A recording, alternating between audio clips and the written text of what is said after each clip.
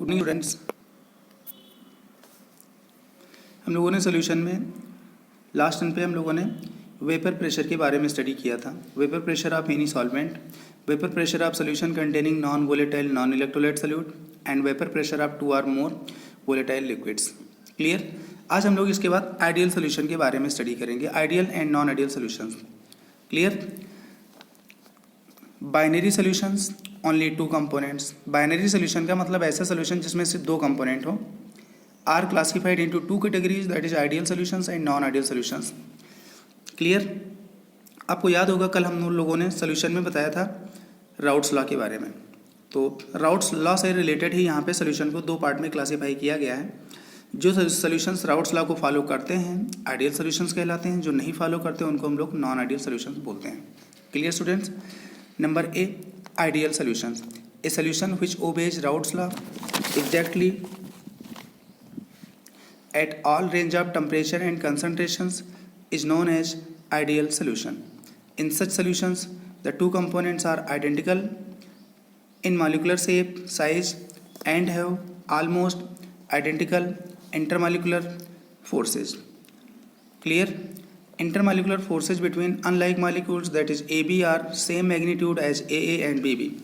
इसमें जो 2 कंपोनेंट हम लोग मिक्स करते हैं, मान लो 2 कंपोनेंट A और B अलग अलग हैं, तो AA के बीच में जो बहुत पार्टिकल के बीच में फोर्स ऑफ अट्रैक्शन होता है और BB के बीच में जो फोर्स ऑफ अट्रैक्शन होता है, उसी मैग्नीट्यूड का AB के बीच में जब होता है, जब दोनों कंपोनेंट को मिलाते हैं तब। क्लियर। यहाँ पे partial pressure of A exactly equals to होता है P0 इंटू एक्स है, partial pressure of B exactly P0 P into x भी होता है, P total exactly equals to होता है PA प्लस PB। ये सारे फार्मूले बच्चों कल हमने डिस्कस कर दिए थे, इसलिए आप आज हम डीपली इनके बारे में नहीं पढ़ेंगे, आज हम नई बातों के बारे में पढ़ेंगे, इसको ध्यान रखना विशेष आप। डेल्टा एच मिक्सिंग 0 होती है। डेल्टा एच मिक्सिंग का मतलब change in enthalpy in mixing.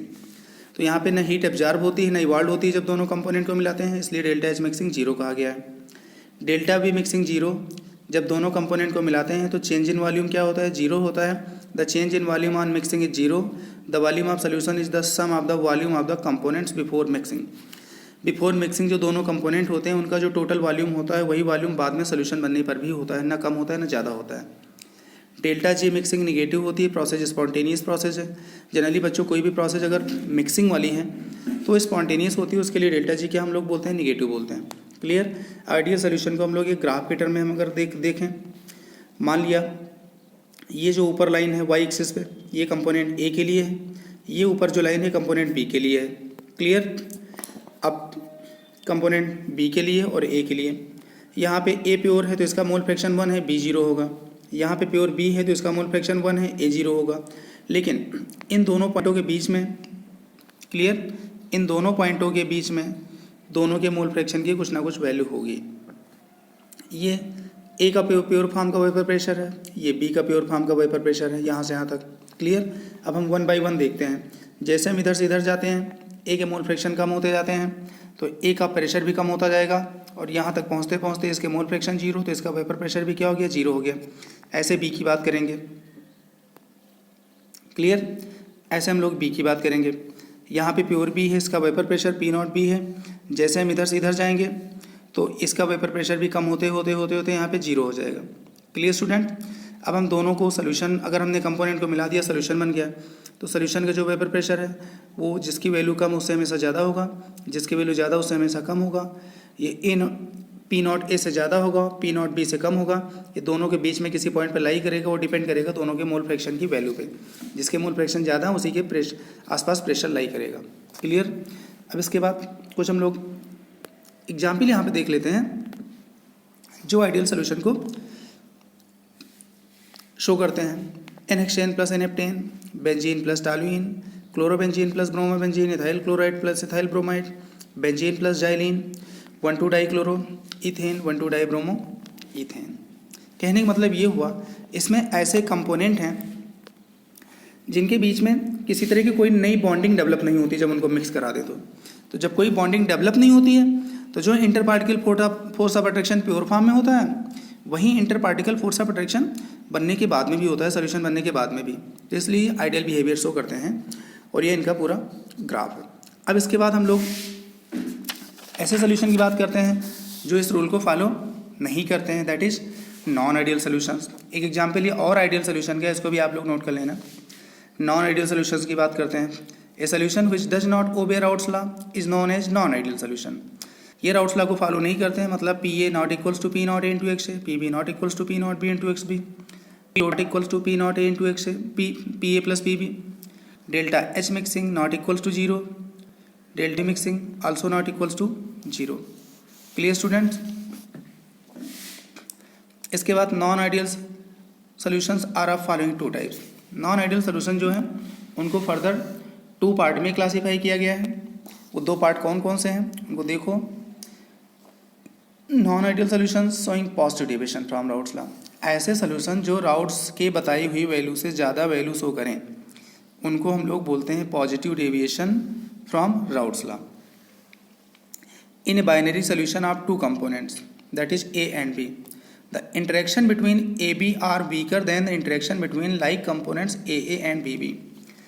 ऐसे कंपोनेंट जिनमें inter particle force of attraction ज़्यादा होता है, जब वो मिक्स कर देते हैं तो inter particle force of attraction कम हो जाए। जैसे प्योर कंपोनेंट AA था, प्योर कंपोनेंट BB था, इनके भी जो फोर्स ऑफ अट्रैक्शन था वो ज़्यादा था, लेकिन जब दोनों को मिक्स कर दिया गया AB, तो AB का वीक फोर्स क्या हो गया, वीक हो गया। तो ऐसे सोल्यूशंस पॉजिटिव डेविएशन शो करते हैं। तो यहाँ पे हम लोग मैथमेटिकली क्या लिखेंगे, P A greater than P not A into x A, ऐसे P B greater than P not B into X C, P T greater than P not A into x A plus P not B into x B. Delta H mixing greater than zero होगा, greater than zero का मतलब positive, positive का मतलब process endothermic है। उसका कारण क्या है कि ए और बी में फोर्स ऑफ अट्रैक्शन ज़्यादा है और ए बी के बीच में कम है, तो हमें एनर्जी देनी पड़ेगी, तब ये ए और बी का बॉन्ड टूटेगा और ए बी के बीच में फॉर्म होगा। इसका मतलब डेल्टा एच मिक्सिंग क्या है, एंडोथर्मिक है। Delta B mixing more than zero means positive है, कारण since there is decrease in magnitude of inter particle force of attraction, जब ए और बी के बीच में बॉन्ड ब्रेक हो जाएगा और ए बी के बीच में फॉर्म हो जाएगा तो ए बी के बीच में inter particle force of attraction थोड़ा कम है। तो कम का मतलब the molecules are loosely held, molecules loosely held हैं and therefore the volume of mixing increases, और फिर उनका वॉल्यूम क्या होता है, बढ़ जाता है जब लूज हेल्ड हो। तो डेल्टा जी मिक्सिंग निगेटिव ही होगी, क्यों? क्योंकि प्रोसेस स्पॉन्टेनियस है। जनरली जो भी मिक्सिंग प्रोसेस होती है स्पॉन्टेनियस होती है, जो आप सेल्फ मिक्स हो जाए, चाहे वो पॉजिटिव डेविएशन हो चाहे नेगेटिव हो। तो मिक्सिंग प्रोसेस जो सेल्फ मिक्सिंग होती हैं इनको स्पॉन्टेनियस बोलते हैं, डेल्टा जी निगेटिव ही होता है। क्लियर? अब इसमें देखो, इसको ग्राफिकली अगर हम देखें तो यहाँ पे भी दो कंपोनेंट ए और बी आपको कंसीडर करना पड़ेगा। ये ए प्योर है तो इसका मोल फ्रैक्शन 1 है, बी 0 होगा। ये प्योर ए का प्योर फॉर्म का वेपर प्रेशर है, यहाँ पे मोल फ्रैक्शन B1 है, A 0 है क्योंकि यहाँ पे कंपोनेंट B प्योर है, A है ही नहीं है। तो ये P नॉट B इसका वेपर प्रेशर है।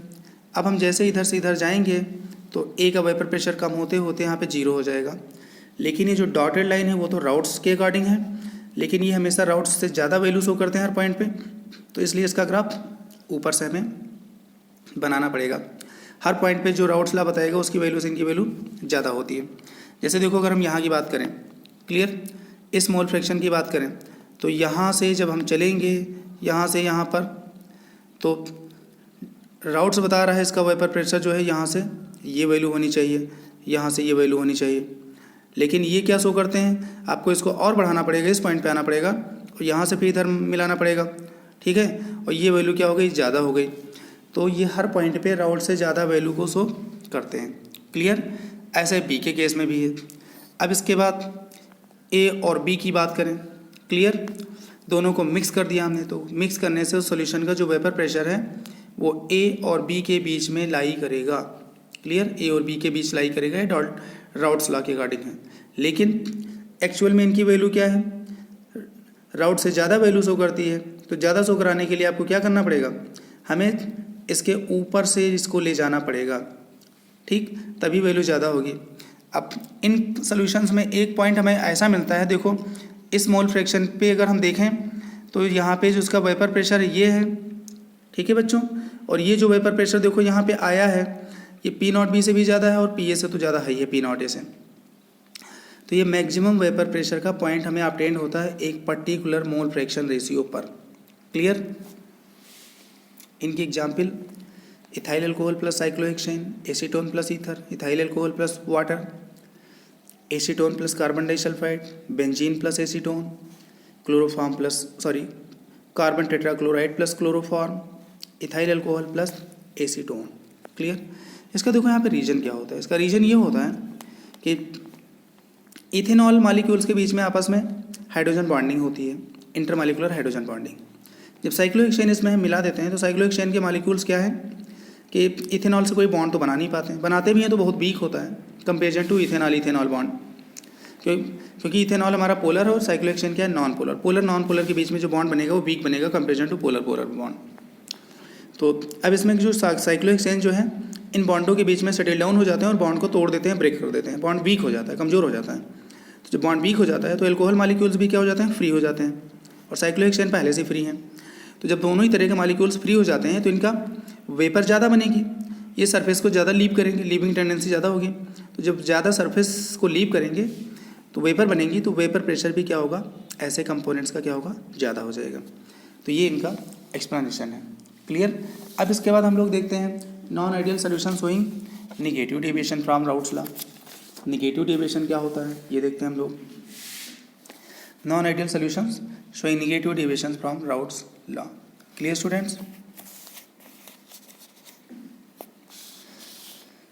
इसमें देखो ये ऐसे सॉल्यूशंस होते हैं जो भी मैग्नीट्यूड होता है सॉल्यूशंस का वो हमेशा राउल्स के बताए हुए वैल्यू से कम वैल्यू शो करते हैं, इसलिए इनको बोलते हैं निगेटिव डेविएशन। उसका रीजन क्या है हम लोग वन बाय वन देखेंगे। In such solution the interaction between the unlike molecules A B is stronger than the interaction between like molecules A या बी बी। ये जो लाइक मॉलिक्यूल्स हैं ए या बी बी, उनके बीच में जो फोर्स ऑफ अट्रैक्शन होता है वो थोड़ा क्या होता है,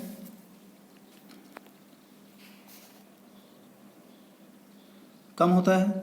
लेकिन जब दोनों को मिक्स कर देते हैं जो ए बी बनता है उसके बीच में जो फोर्स ऑफ अट्रैक्शन है वो ज़्यादा हो जाता है। क्लियर। उसका रीजन भी बताएंगे कैसे ज़्यादा हो जाता है। इसलिए फिर वेपर प्रेशर कम हो जाता है। फिर हम लोग लिखेंगे यहाँ पे P A less than P not into x, P B को भी लिखेंगे P less than P not B into x B.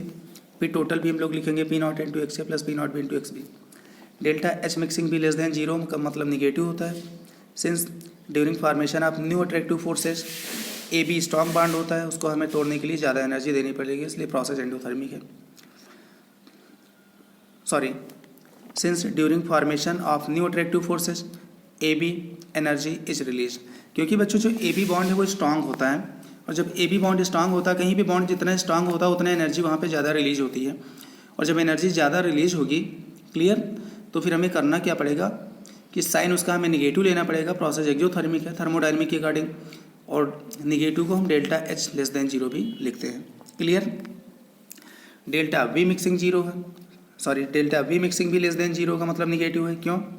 Since during formation of new attractive forces molecules comes close to each other, पास आते हैं, and are held more strongly, और more strongly held हो जाते हैं तो volume को कम कर देते हैं। Therefore decrease in the volume of mixing, मतलब मिक्स होने के बाद जो टोटल वॉल्यूम पहले था दोनों कंपोनेंट का उससे कम वॉल्यूम हो जाता है सोल्यूशन का। क्लियर। इसको अगर हम ग्राफ से समझना चाहें तो ये हमारा ग्राफ है। क्लियर। इसमें ये कंपोनेंट प्योर है, इधर ये प्योर है। ए प्योर है तो बी के मोल फ्रैक्शन जीरो होंगे, बी प्योर होगा तो ए के मोल फ्रैक्शन जीरो होंगे। क्लियर। और इसके बाद जो है पी नॉट ए का प्योर फॉर्म का वेपर प्रेशर है, पी नॉट बी प्योर का वेपर प्रेशर है। क्लियर। और इसके बाद जो है